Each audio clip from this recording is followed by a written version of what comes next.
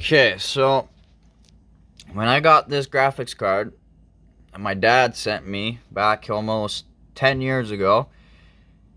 Hi, Murph. Everyone wants to see your butt.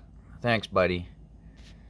Alright, so when I first got this one, I thought it was the best shit ever. And I still love this graphics card. It's just, a little bit obsolete now.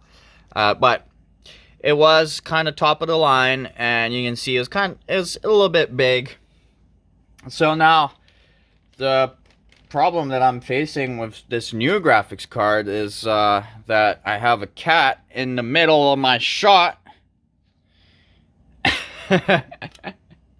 No, it's just a little bit bigger, just a tiny little bit bigger. Just gets in the way of, the water pump just a little bit. I might have to redo my entire loop, move this water pump sideways and attach it to these fans. And yeah, that's gonna be something. Alternatively, there is actually a slot down here that I could use. So what I'm thinking of doing is actually, I think this one is a full speed slot. So I actually need to take this part to install the water cooling parts. And before I do that, I just want to guarantee myself that this actually works. So I'm probably going to have to use this port down here just to do a preliminary test, because it'll be able to go under the pump.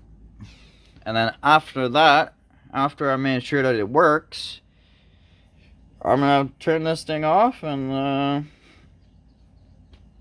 start taking everything apart, see what I can do.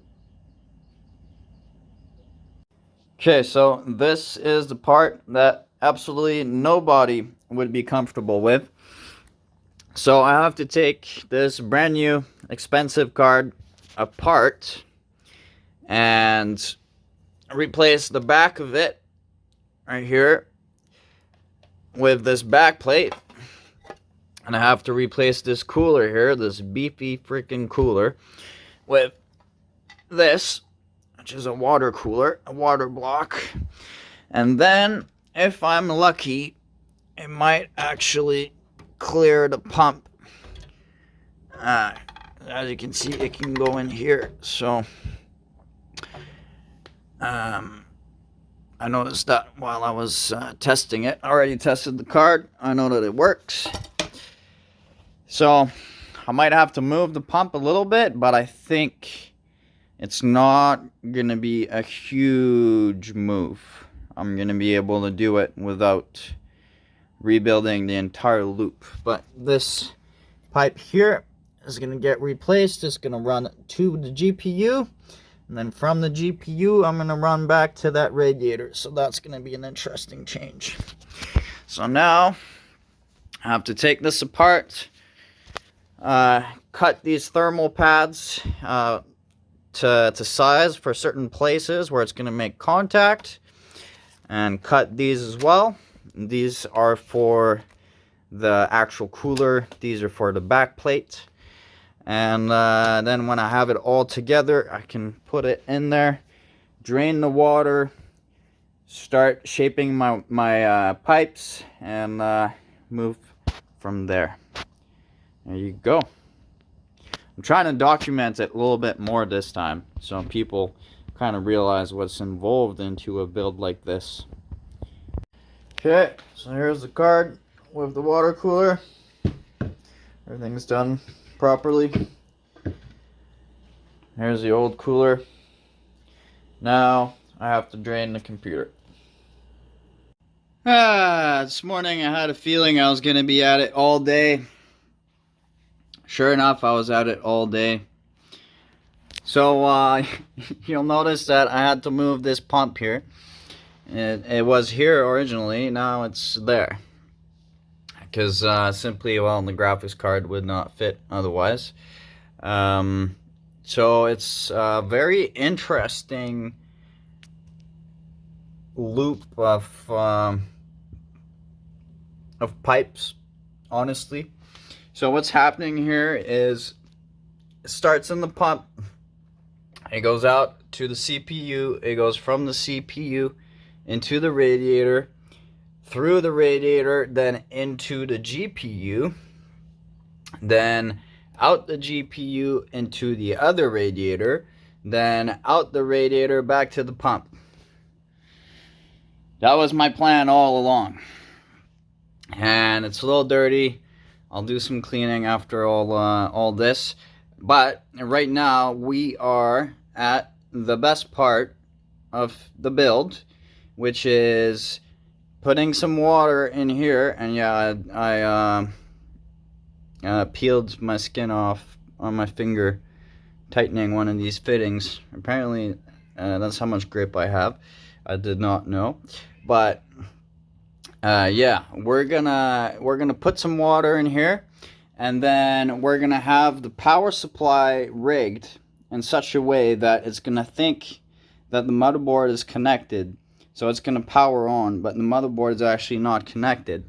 So we're not gonna start the computer, but what we're gonna do is we're gonna prime the pump, basically. So I'm gonna use this thing, which is basically just a jumper, and all power supplies are wired the same way, so this is a universal jumper, and you just plug it in. If I can do this with one hand, there we go. So now it's ready to prime the pump. So what we're going to do is, I have it set up here. I have an actual ball valve that I installed, so that once the tank is full, I can close the valve and put a cap on there, and then, you know, I don't have a filling hose sticking out of there. So because now that it's sideways, I need a ball valve. So yeah, let's grab some water here. And this is distilled water. You don't put anything else in distilled water in a computer. Normally it's indoors, so it doesn't freeze. And yeah, I can't do this with one hand. So I'm just gonna leave you here for a moment. It's filling up. I'm making sure that it's a little slow. So having some issues with the air. It's burping the air.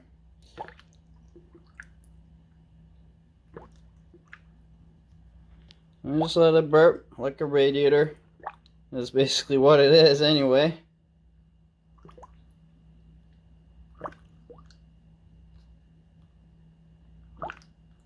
Alright.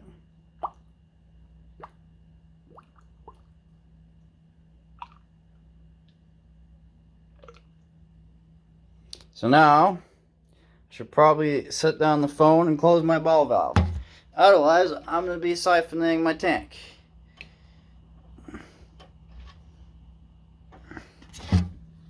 There we go. So we got the tank about half full.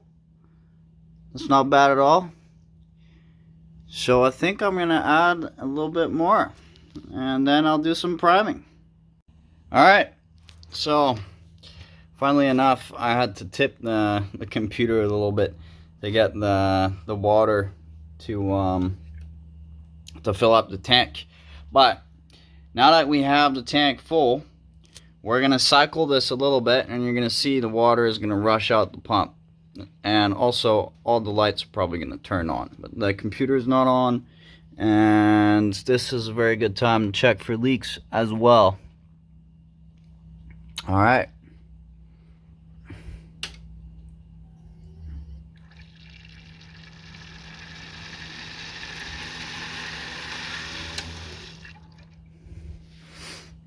There we go.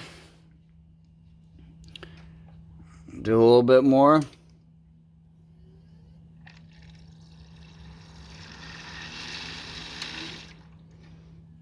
Okay.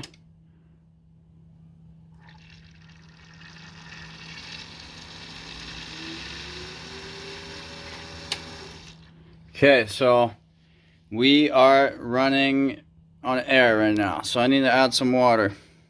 So let's do that. Alright, so I topped it up. Now, let's fire it up again.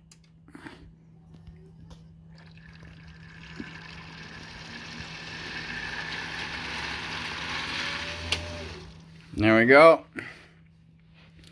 So I just got to keep doing that until it's filled up, and then we're good.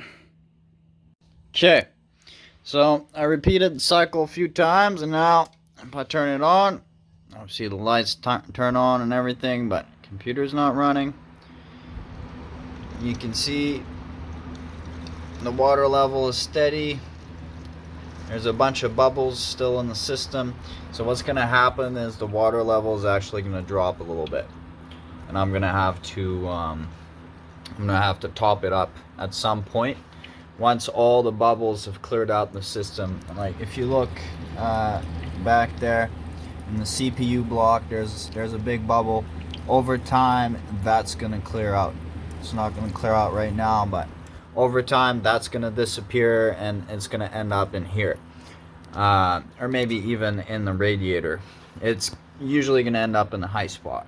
So right now I've done a leak check. There are no leaks, even though this part here is movable, which is really cool. Yeah, there's no leaks. It looks really good. And there is one little thing here that I'd like to do. You can't really notice, but there's a tiny little bit of a twist on the board, and that's because these two hoses, these two pipes, even though they're really close to the right size and the right bends and everything, they still push a tiny little bit on this card. So what I'm going to do is I'm actually, until I figure out, I can shorten this one basically. If I shorten this one, it's going to pull while this one pushes a little bit, and it should even out whatever's happening here. But anyway, as a temporary solution right now, I'm going to put a zap strap from here to there, and that's going to bring everything a little bit up and compensate for that. So there you go. Now I can plug it in the TV and try some gaming. And be right back. Alright, so as you can see here, we are running at room temperature pretty much on idle. I can now use my TV in 4K as it was meant to be used. And my water cooling loop looks like something crazy. Out of a steampunk movie. The graphics card is actually gonna have RGB as well. I just need a special adapter to connect it to the rest of my RGB and like synchronize it. But yeah, that's it. Now it's time for me to enjoy some gaming. So you guys have a good night.